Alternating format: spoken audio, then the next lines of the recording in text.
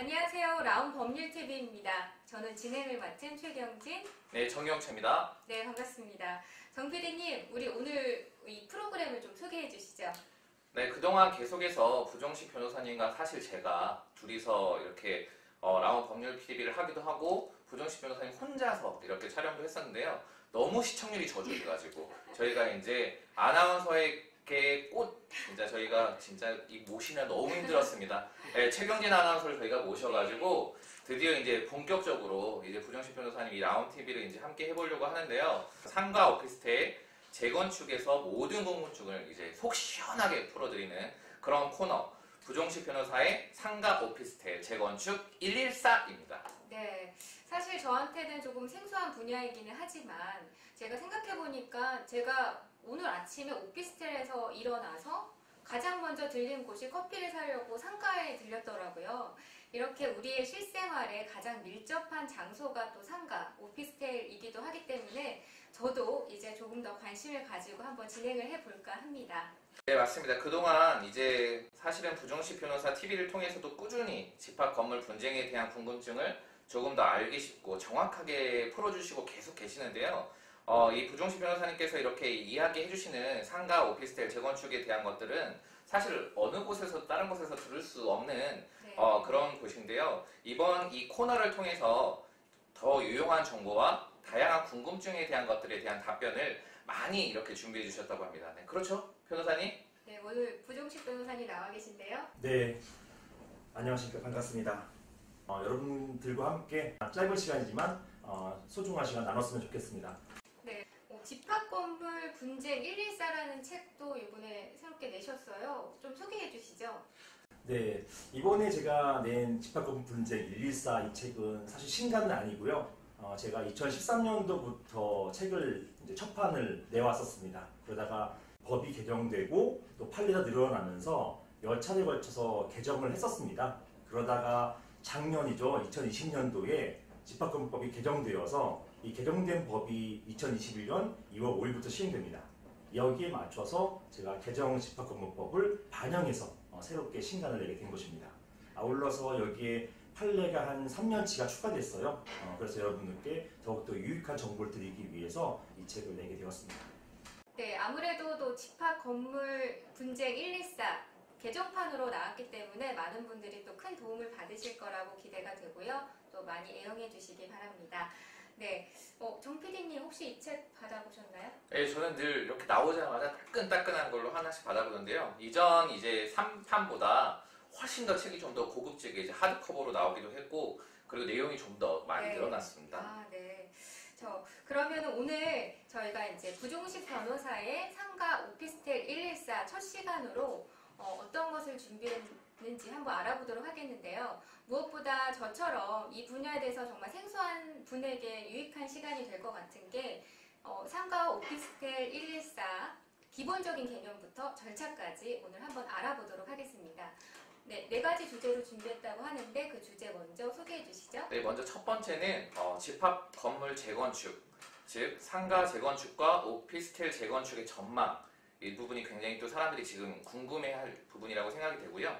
그리고 두 번째로 상가 재건축과 오피스텔 재건축에서의 간략할 절차들, 그리고 세 번째로 상가 재건축과 일반 아파트 재건축과의 좀 구별된 점들, 그리고 마지막으로 상가 재건축을 위한 재건축조합 설립 절차 등에 대해서 이제 변호사님께 여쭤보고 이렇게 주제 내용들을 한번 파악해 보려고 합니다. 네, 그러면 첫 번째 주제부터 시작해 보도록 하겠습니다. 집합건물 재건축, 즉 상가 재건축과 오피스텔 재건축의 전망 궁금하시죠? 어떨까요, 변호사님? 네, 최근에 이런 상가 오피스텔 재건축에 대한 문의가 부쩍 늘었어요. 물론 몇 년 전부터도 있어 왔지만 최근에 있어서 특히나 코로나19의 영향이 있은 이후부터는 더욱더 폭증했거든요. 제가 생각하고 추측하기로는 아마 상가에 대한 공실률이 많아지고 그 다음에 상가 수익률이 떨어지다 보니까 그리고 또 노후화된 상가 같은 경우는 언젠가는 이걸 리모델링하거나 재건축을 해야 되거든요. 그러다 보니까 이 상가를 재건축해서 주거용이나 아니면 오피스텔로 바꿔보자 이런 니즈 때문에 문의 주시는 분이 굉장히 많으십니다. 그리고 또 실제로 대형 주거 공간이 필요하지 않은 이런 소형 방 한두 개 정도 이렇게 필요한 신혼부부나 또 이 정도의 주거 공간만 필요하신 분들 입장에서는 큰 대형보다는 소형 오피스텔을 선호하시거든요. 그러다 보니까 오피스텔에 대한 니즈가 많아지셨고 이것 때문에 많은 분이 즉 상가 재건축, 상가를 헐고 재건축해서 오피스텔이나 주거용으로 바꾸자 이런 문의가 많아지게 된 것입니다. 결론적으로 전망이 대단히 좋습니다. 좀 이렇게 저희가 사실 되게 저희 일반이니까 일반 입장에서 좀 여쭤볼 게 실제로 오피스텔보다 이렇게 그냥 주거용 오피스텔 있잖아요. 그러니까 저희 이미 사실은 보통 오피스텔로 지어져 있고 아래는 보통 상가가 위가 오피스텔인 경우가 많은데 이것들을 주거용으로 바꿨을 때 수익률이 확실히 늘어나나요? 아무래도 그렇죠. 오피스텔보다는 지금 가장 핵심은 필요성이거든요. 네. 지금 주거의 필요성이 굉장히 늘어나 있는 상황이고 그럼에도 불구하고 지금 주거 물량은 많이 부족한 상황이죠. 그리고 집값은 천정부지로 올랐고요. 그러다 보니까 여기에 대한 대안으로서 오피스텔 선호하는 경향이 아주 뚜렷해졌습니다. 그것 때문에 지금에 있는 노후가 된 오피스텔이나 상가 같은 경우 당연히 주거용으로 바꾸려고 하는 니즈가 굉장히 많아진 것이죠. 이런 것도 있습니다. 아파트 재건축을 하고자 하는 분도 계시는데 문제는 아파트 재건축 같은 경우는 방법이나 절차, 시간이 너무 오래 걸려요. 네. 특히나 아파트 재건축 같은 경우는 조합 설립 단계까지 가는 데만도 몇 년이 걸립니다. 그런데 상가나 오피스 재건축 같은 경우는 안전진단이나 아니면 조합 설립 절차 같은 이런 절차가 사실상 굉장히 간소화되거나 없기도 합니다. 이렇기 때문에 시간도 절약되고 그리고 절차도 아파트 재건축에 비해서 간단한 그런 이런 상가 오피스 재건축을 선호하게 되는 것이죠. 이미 변호사님께서 지금 계속 많은 것들을 하고 계시는데 실질적으로 해보시면 이렇게 기간이 얼마나 걸리나 그리고 제가 듣기로도 이런 것들이 보통 상가나 이런 것들 큰 건물들은 주인이 한 명이 아니어서 또 이런 분쟁들을 또 해소하는데도 시간이 상당히 걸린다는 얘기를 이제 예전에 저희들이 나누면서 들었었는데 그런 것들까지 하면은 좀 대략 이제 많이 해보셨으니까 어느 정도 좀 기간을 생각하면 될까요? 사실은 기간은 천차만별이에요. 천차만별이고 짧게는 만약에 구성원들 간의 동의가 되어서 재건축 절차만 필요하다라고 할 경우에는 1년이나 2년 걸리는 경우도 있습니다. 굉장히 짧은 것이죠. 정말 빠르네요. 굉장히 빠르죠. 하지만 만약에 반대하는 소유자님이 계시고 이분들에 대해서 매도 청구 소송이 진행되고 이 소송 기간이 소요되는 걸 감안하면은 3년 또는 4년 걸리는 경우도 있습니다. 하지만 그럼에도 불구하고 기본적으로 5년 이상 걸리는 아파트 재건축보다는 상당히 시간이 짧은 것이죠. 이런 매력이 있는 것이에요. 실제로 이제 우리가 결국은 법적으로 인가나 승인을 받아야 되는데 이런 이슈에서 크게 문제는 없는 거죠? 그렇죠. 이제 이게 좋은 질문인데요. 이런 상가 오피스 재건축의 특징이 뭐냐면 이런 인가 절차가 굉장히 간소화되어 있습니다. 그리고 실제로 우리 아파트 재건축하고는 비교가 안 될 정도로 인가 절차가 사실 없어요. 거의 나중에 건축 승인, 건축 허가 이런 절차가 이제 있을 뿐이죠. 그렇기 때문에 인가 절차에 있어서 굉장히 간소화되어 있습니다. 이게 특징이에요. 네, 자연스럽게 두 번째 주제가 조금 시작된 부분도 있어서 제가 두 번째 주제를 좀 소개해드리면서 계속 변호사님의 설명을 들어보도록 하겠습니다. 두 번째 주제는 상가 재건축, 오피스텔 재건축의 간략한 절차에 대해서 알아보려고 하는데요. 지금 이미 정 PD님께서 좋은 질문을 통해서 변호사님께서 간략하게 좀 설명을 해주셨는데 조금 더 구체적인 설명 부탁드릴게요. 네. 일단 처음에 이제 상가 재건축을 하자 또는 노후가 된 오피스 재건축을 하자라고 하시는 분들은 첫 번째로 하시는 게 뭐냐면 또는 첫 번째 하셔야 되는 게 뭐냐 이게 그 건물에 대한 수지 분석입니다. 즉 이 건물을 재건축해서 내가 어떤 수익을 낼 수 있느냐 그 다음에 이 재건축하는데 얼마의 비용이 드느냐 이런 것들에 대한 수지 분석이 필요하고 이게 사업계획이죠. 이러한 사업계획이 미리 수립이 돼 있어야 돼요.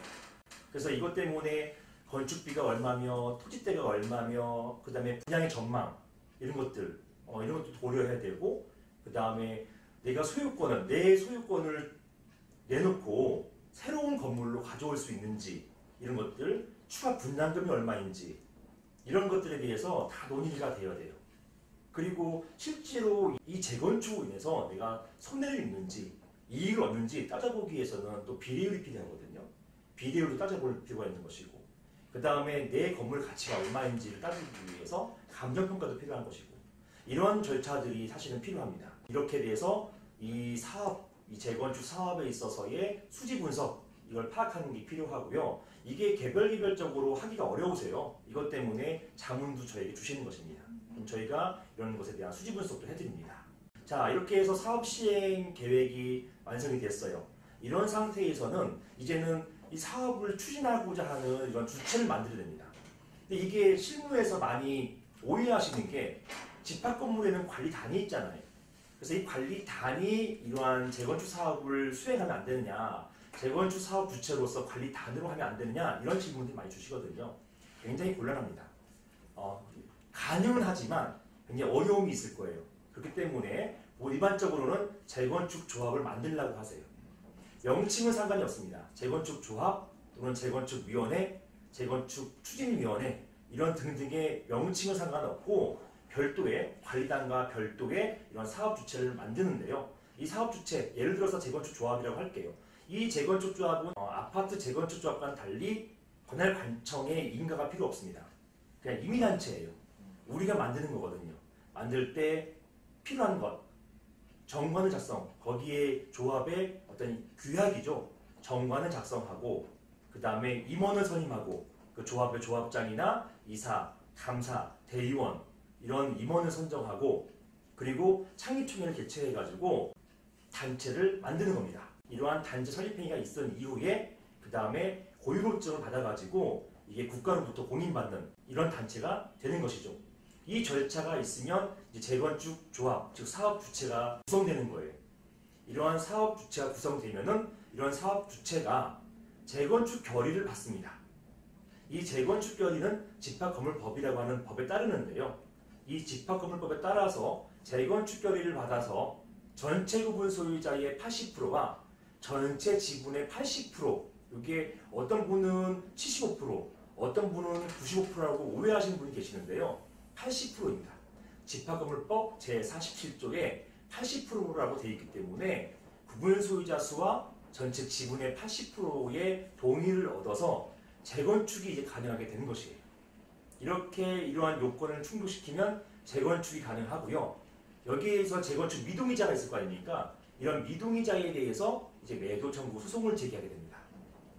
이런 것과 동시에 재건축 결의 이제 80%가 완성이 되면은 이때부터 별도로 행정청, 관할 행정청, 시면시, 구면구, 구청에다가 이런 인허가 절차를 진행해요. 건축심의죠.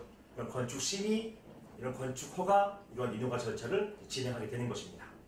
그렇게 해서 재건축 미동의자 상대로 한 이런 매도청구 소송에서 승소를 하면 그분들의 소유권을 다 가지고 오게 되는 것이죠. 누가요? 사업 주체가. 이 재건축 조합이 이런 소유권을 다 가지고 와서 그런 상태에서 구분 소유권이 100%가 이제 지분 확보가 되는 것입니다. 100% 지분 확보가 된 상태에서 이게 건축허가의 요건이 되는 거예요. 건축허가 건축법 제11조에 따라 가지고 이러한 100%의 요건을 갖춘 이 사업지에서 건축허가가 나오는 것입니다. 물론 이제 건축허가 받기 전까지는 아까 말씀드린 것처럼 건축 심의도 통과해야 되고 경관 심의도 있어야 되고 또 교통영향 평가도 있어야 되고 이런 절차들이 있어요. 이런 것들을 거쳐서 건축허가가 나오면 사실은 이때부터는 그 이후에는 철거, 불토, 착공 이런 이제 허가를 받는 것이죠. 그 다음에 그 건물 짓는 거예요. 건물 짓고 준공 이렇게 이 사이에 뭐가 있냐면 분양이 있겠죠. 분양 절차가 또 진행되는 것이고요. 분양 그 다음에 준공 이후에는 이제 입주가 되는 거죠. 입주 그 다음에 소유권 이전 등기 이러면서 끝나는 겁니다. 이렇게 돼서 재건축 사업 주체는 이제 종료가 되고 청산 절차가 진행되는 것이고 이렇게 해서 사업이 끝나는 것입니다. 좀 길었죠? 이제 이런 것들에 대해서 하나하나 이제 상세히 아시는 것보다는 이런 절차에 대해서 저에게 자문하시는 게 가장 좋습니다. 결국은 이게 긴 절차들이 있는데 제가 말씀드린 이 절차가 길어봤자 몇 분이잖아요. 하지만 이런 것들이 늘어나면은 한 1년, 2년 이 사이에도 충분히 재건축을 할 수 있고 그 이후에 새로운 수익을 얻으실 수 있는 방법이 있습니다. 물론 더 많은 절차가 있고 더 설명드릴 게 많아요. 하지만 여기에서 간략하게 몇 가지만 추려서 말씀드린 것입니다. 어떻게 보면 이 절차가 뭐 1, 2년에서 4, 5년까지도 걸리신다고 말씀하셨는데 이 기간을 줄이기 위해서 아무래도 법률 자문을 구하고 이제 도움을 받는 게 아닌가 싶어요. 그래서 이렇게 이 많은 절차들을 또 수많은 경험을 통해서 또 단축시켜 주실 수 있는 분이 바로 또 부종식 변호사가 아닐까 생각이 듭니다. 두 번째 주제에 대해서도 정 PD님께서 궁금하신 점이 있다고 하시는데 어떤 부분이죠? 네, 결국 이제 들어보니까 길게 말씀해 주셨는데 간략하게 말씀해 주신다고는 꼭 굉장히 길게 말씀하셨어요. 예. 결국 우리는 못한다. 예. 결국은 이제 이렇게 변호사님을 찾아와서 상담을 받아서 하는 수밖에 없는 그런 느낌이 드는데요. 이제 아까 굉장히 궁금한 것 중 하나가 그 80%의 이렇게 분들이 하고 안 되면 이제 나머지 20% 분들에게 매도 청구 소송을 해가지고 이렇게 한다고 했는데 그분들은 정말 하기 싫은데 결국은 이게 건물이 지어지면 자기들도 이득을 얻잖아요. 그리고 그 부분에 분명히 비용도 내야 될 거고 근데 자기는 분명히 여기 참여하고 싶은 생각이 전혀 없어요. 근데 결국은 소송을 통해서 하게 되는데 그렇게 되면 이제 20%는 어떻게 되는 거죠? 그분들은요? 또 좋은 질문인데요. 이게 20% 분들은 어쩔 수 없이 법원의 감정을 통해서 감정 평가 금액에 맞춘 금액이 있어요. 네. 이 감정 가액이거든요. 네. 이 감정 가액대로 이걸 파실 수밖에 없어요. 그래서 쉽게 얘기하면 소유권을 뺏기는 거죠. 근데 그 너무한 거 아니냐라고 네. 하지만 이 법에 정해져 있어요. 이 법에 집합건물 법에 그게 정해져 있기 때문에 소유권이 이전되는 겁니다. 뺏기는 거예요. 그리고 그 감정평가 금액이라는 것이 법원에서 감정을 해야 되거든요. 근데 이 감정 금액은 보통 일반적 시가보다 낮아요. 네. 이 낮은 시가에다가 그 다음에 개발이익을 포함시킵니다. 감정평가액은 보통 시가에서 30% 정도 다운되고 그 다음에 개발이익은 그 다운된 금액이 한 20% 정도가 상승돼요. 네. 그러다 보니까 그럼에도 불구하고 시가보다 훨씬 못 미치는 금액에서 가액이 정해지는 거죠. 어떤 가액이냐? 매매가액이 정해지는 것이죠. 강제로 매매가 체결되는 것이에요. 이게 바로 매도청구권 행사입니다. 그러면 이제 매도기 때문에 매수자가 있어야 되잖아요. 네. 매수는 누가 하게 되는 건가요? 그렇죠. 이 매수자가 바로 매수 지정자라고 하거나 또는 재건축 조합이 되는 것입니다. 그래서 재건축 조합이 매수를 하는 거예요. 그럼 보통 이렇게 조금 손해를 봐야 되기 때문에 그냥 동의하시는 분들이 더 많아지나요? 그렇죠. 네. 그것 때문에 80%가 넘으면 80% 넘음과 동시에 어떤 절차가 있냐면 2달의 기간을 줘요. 2달의 기간을 주고 우리 80% 넘었다. 우리 재건축 조합에 참여할래 말래라고 하는 2달 동안에 의견을 묻는 기간을 무조건 줘야 됩니다. 그래서 그때 고민을 많이 하시죠. 어차피 80% 넘었는데 이제 뺏기느냐 아니면 아예 참여하느냐 이 문제거든요. 그래서 그때 많이 참여를 많이 하세요. 근데 그때도 싫다라고 하시면 결국은 이제 매도 청구 소송을 통해 가지고 다투시는 수밖에 없습니다. 80%가 돼야 되는데 예를 들어서 이렇게 비율을 계산해 봤더니 79.99%다. 예, 이런 경우가 되면 뭐 불가능한 건가요? 불가능하죠. 법에 위반되기 때문에 불가능한 건데 이런 게 있어요. 재건축 조합에서 제대로 된 자문 없이 하다가 네. 80%인 줄 알았어요. 네. 그런데 이걸 가지고 매도 청구 소송을 제기합니다. 매도 청구 소송을 제기했을 때 그 다투는 재건축 미동의자가 있을 거 아니에요. 네. 미동의자가 재건축 결의의 그 유효성을 따지다 보니까 80%가 안 된 거예요. 그러면 이 경우에는 재건축 결의가 무효가 됩니다. 근데 이 무효에 대한 선고는 재건축 결의가 있은 때로부터 아니면 적어도 재건축에 대한 매도 청구 소송이 있은 때로부터 1년 뒤, 좋게 1년 뒤에 이 선고가 내려지거든요. 그러면은 1년 동안 해왔던 재건축이 전부 다 소급적 무효가 되는 거예요. 이게 큰일 나는 겁니다. 그래서 초기에 재건축 결의를 잘 받아야 되는 이유가 바로 그것이에요.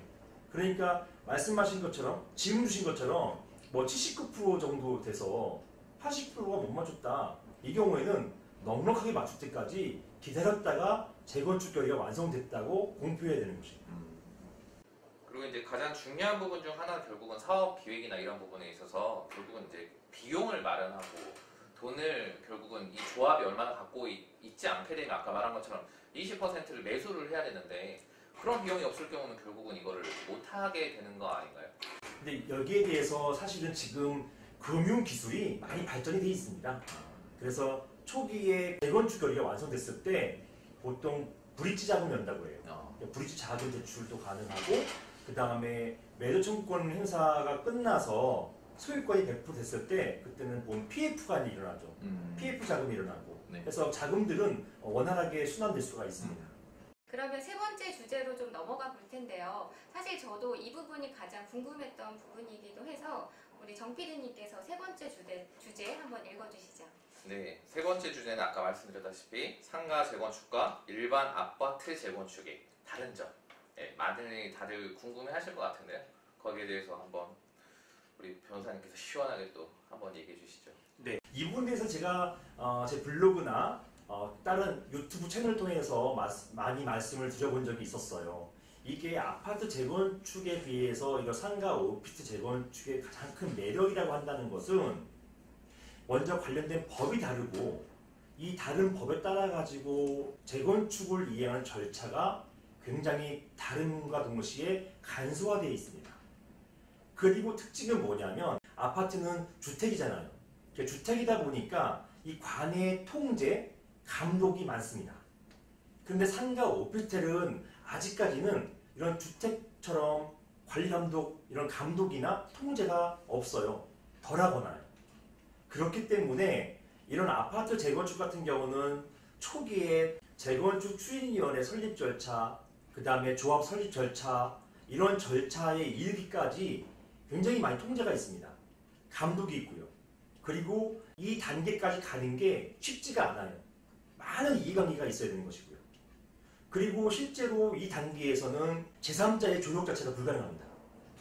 그러니까 내부적으로 자발적으로 논의를 거쳐서 권한을 관청하고 협조하면서 해야 되는데 이게 이분들이 전문가가 아니기 때문에 내부적으로 내분이 일어나거나 이해관계가 많아서 대립이 있는 경우가 굉장히 많아요. 그러다 보니까 조합 설립 단계까지 가기가 너무너무 힘든 거예요. 여기에 반해서 상가 오피스 재건축에 있어서는 이런 조합 설립 절차에 대해서 통제가 없습니다. 다시 말씀드리면 이러한 재건축 조합은 임의단체에 불과해요. 아파트는요, 관할관청이 인가를 내줘야 됩니다. 인가라는 행정처분을 내줘야만 비로소 조합이라는 게 설립되는 것인데요. 이런 상가 오피스 재건축에 있어서는 조합 설립이 인가가 아니라 그냥 임의단체 설립이에요. 거기 안에 있는 소유자라고 한다면 누구라도 설립할 수 있는 것이고 자유롭게 설립할 수가 있습니다. 그리고 여기에 어떤 통제가 많지 않아요. 그렇기 때문에 조합 설립 단계가 빠르고 간략합니다. 그리고 여기에 있는 상가 오피스텔 재건축 조합에 있어서는 조합원의 구성원 제한이 없어요. 따라서 전체 과반수 이상이어야만 된다, 전체 3분의 2 동의가 있어야 된다, 이런 게 없습니다. 몇 명이 모여서 상가 오피스텔 재건축 조합을 만들 수가 있는 거예요. 그리고 만든 다음에 재건축 결의 받는 절차를 진행하면 되는 것이기 때문에 재건축 조합 설립 단계가 굉장히 차이가 있고 상가 오피스텔 재건축이 간략하다, 간소하다, 이렇게 말씀드릴 수가 있겠습니다. 다만 특징이 있어요. 아파트 재건축 같은 경우는 재건축 조합 설립한 다음에 그 다음에 관리처분이라고 해서 관리처분 계획을 세웁니다. 이때 이제 여러 가지 공사비나 그 다음에 여러 가지 비용들, 사업에 대한 수지 분석 이런 것들이 이루어지는데요. 이런 관리처분 계획도 인가를 받아야 돼요. 이 관리처분 계획 인가를 받는 절차가 또 필요하고 이 인가를 위한 총회가 또 필요한 거예요.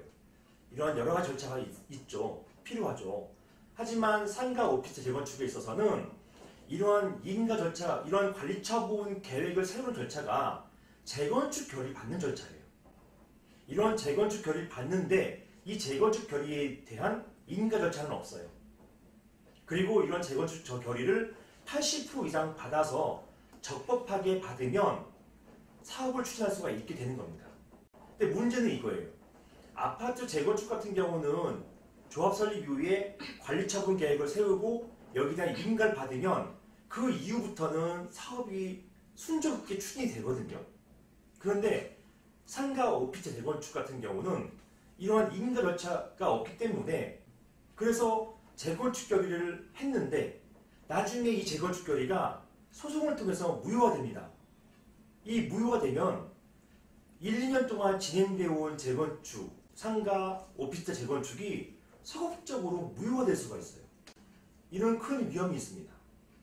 이것 때문에 아파트 재건축과 상가, 오피스텔 재건축은 관련된 법과 절차가 다르죠. 그럼에도 불구하고 각각 주의해야 되는 부분들이 있습니다. 아파트 재건축 같은 경우는 조합 설립 단계에서의 주의가 필요한 반면에 상가, 오피스텔 재건축 같은 경우는 재건축 결의받는 이 단계에서 주의하셔야 되고 여기에서 많은 자문이 필요하게 되는 것입니다. 네, 이 두 가지의 차이를 또 정확하게 알고 계신 또 변호사님께서 아무래도 그 두 가지를 같이 비교해 주시니까 우리 구독자분들이 좀 더 쉽게 이해하지 않았을까라는 생각이 듭니다. 네, 그러면 네 번째 주제로 넘어가 볼까요?